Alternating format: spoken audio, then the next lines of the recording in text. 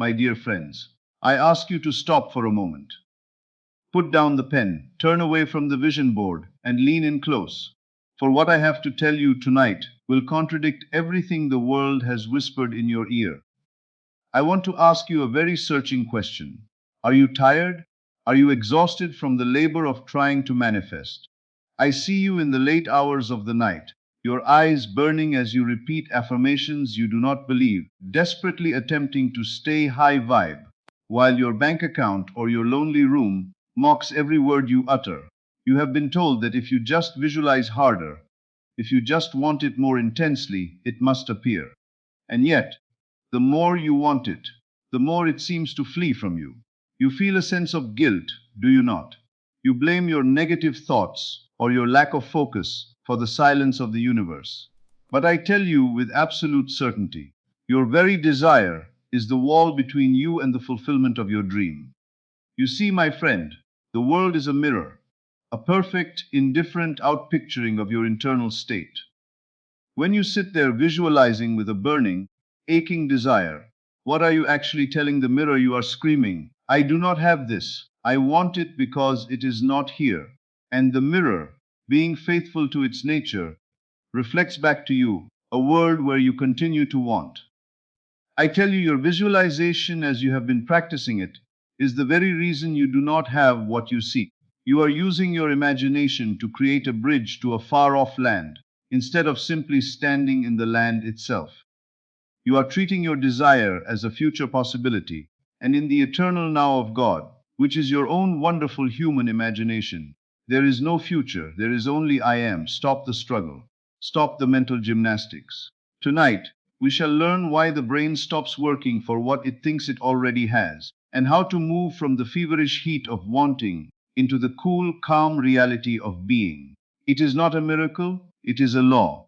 And when you understand this law, the hard work ends and the naturalness begins. My dear friends, let us look at this through a different lens, not to complicate the law, but to show you how your own physical tabernacle, this body and brain, reacts to the movements of your spirit. I want you to understand the mental completion theory, for it is the psychological explanation of why your efforting is failing you. Your brain is equipped with a marvelous reward system, primarily driven by a chemical called dopamine. Now, the world believes dopamine is the reward itself, but I tell you, it is the chemical of anticipation. It is the fuel for the hunt. When you sit and visualize a goal with intense, fiery emotion, seeing the trophy, hearing the applause, feeling the thrill of the win, your brain, in its beautiful simplicity, cannot always distinguish between that imaginal act and physical reality. It releases the success chemicals right now. It feels the satisfaction now. And what happens then? The lullaby effect takes hold because your brain thinks the goal has been achieved in the moment of your vivid emotional daydream. It shuts off the engine of motivation. It says the work is done, we have the prize, and it puts your subconscious mind to sleep. You become like the man who eats a massive feast in his dreams and wakes up with no hunger to work for his daily bread. You have satisfied the hunger in a way that tricks the system, leaving you lethargic and stagnant in the three-dimensional world. Consider the studies of your modern wise men, the psychologists. They took two groups of students. One group was told to visualize themselves receiving a high grade on an exam, to dream of the success. The second group was told to visualize the process, the act of studying, the overcoming of distractions, the turning of the pages. I tell you with absolute certainty, the group that fantasized about the end result performed the worst. They had already arrived in their minds, so they lacked the vital spark to move across the bridge of incidents. You see, when you visualize the end as a far off, exciting miracle, you are separating yourself from it. You are creating a mental completion that is disconnected from your current identity. To the brain, it is a fairy tale.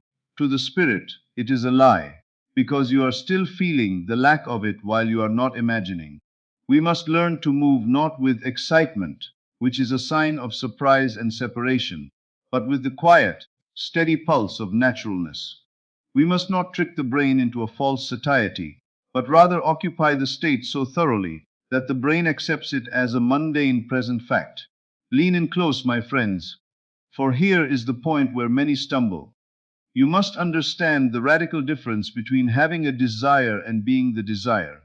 In this great mirror of life, you do not get what you want, you get what you are. When you say, I desire this thing, you are standing before the mirror of the universe and shouting your own poverty. The very word desire comes from the Latin, meaning from the star, implying something far off, distant, and unreachable. As long as you desire, you are reinforcing the vibrational mismatch.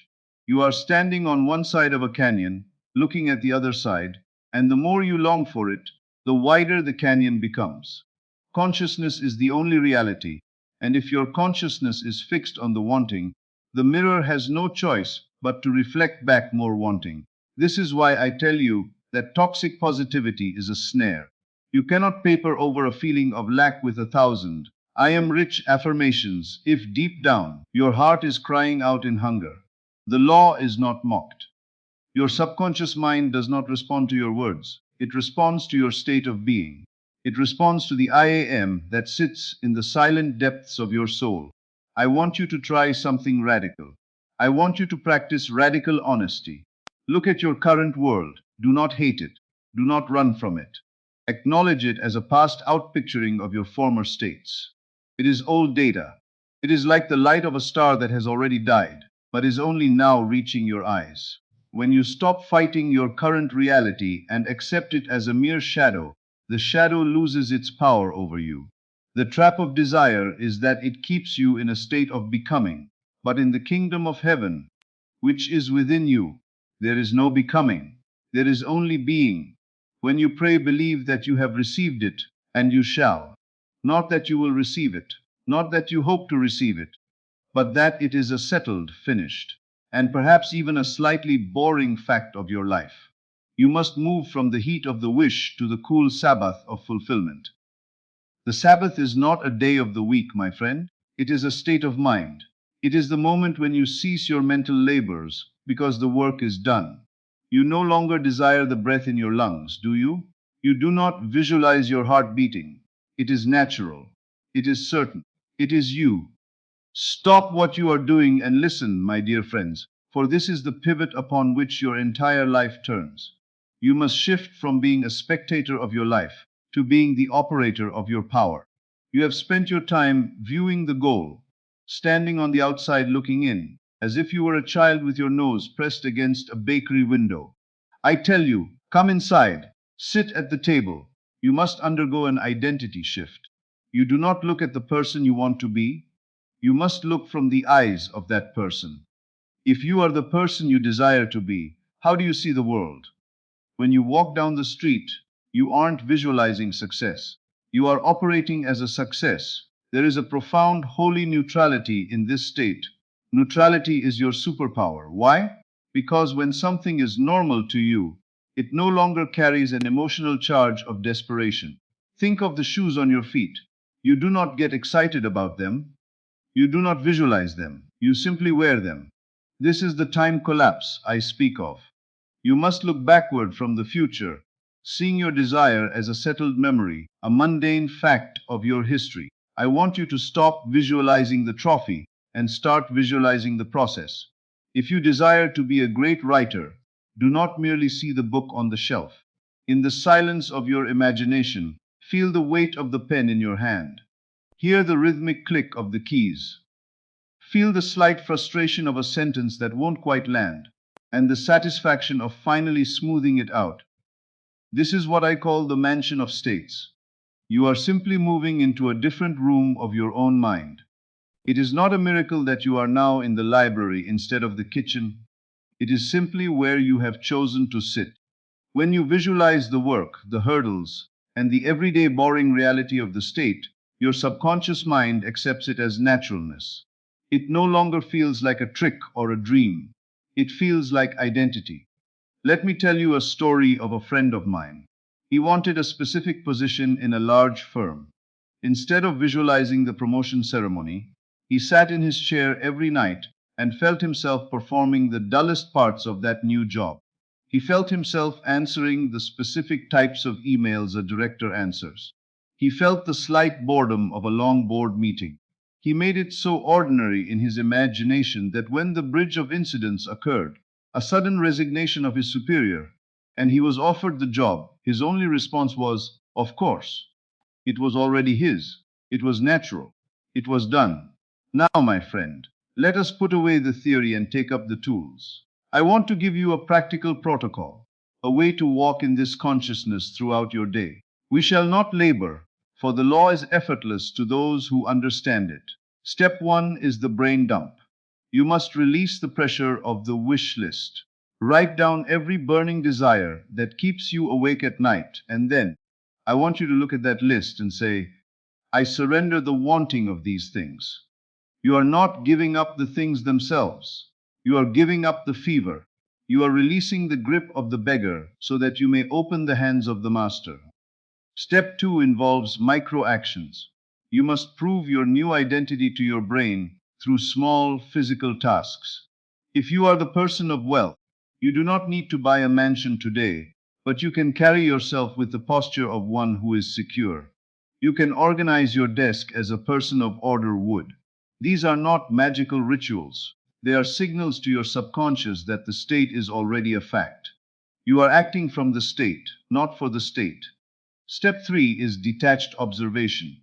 Throughout your day, you will see old data, the bills, the empty chair, the no from a prospect. When this happens, do not react. Simply observe it as you would a cloud passing in the sky. It is a shadow of a state you no longer occupy. Say to yourself, that was, and return your focus to I am. Do not cling to the desire, for you do not cling to what you already possess. Step four, and most importantly, is the nightly normalcy check. As you enter the state akin to sleep, SATS, do not go into a high energy manifesto.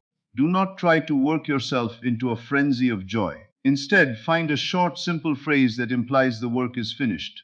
Something like, isn't it wonderful? Or simply thank you. Feel the boring reality of your goal. If it were true, you wouldn't be jumping for joy. You would be breathing a sigh of relief.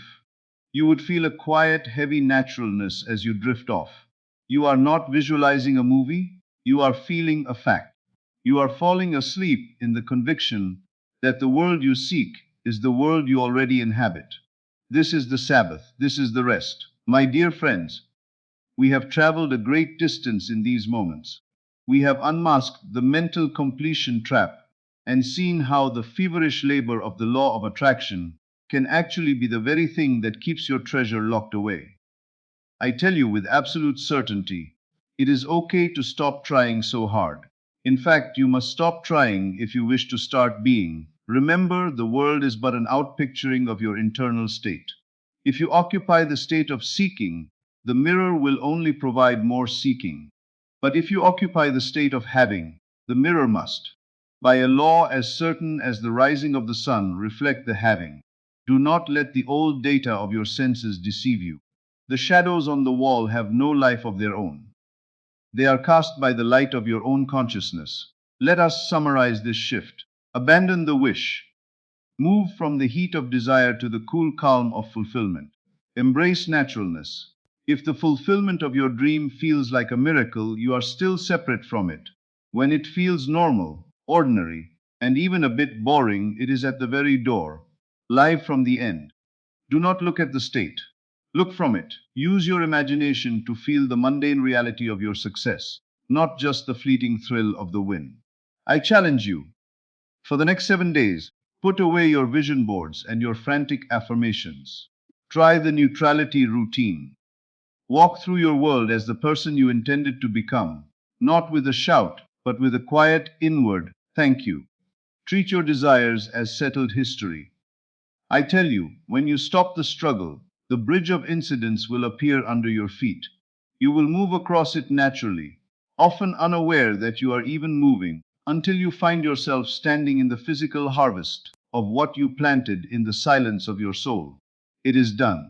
The seed is sown. Now go into the silence and rest, for the work is finished. This is Neville Lectures.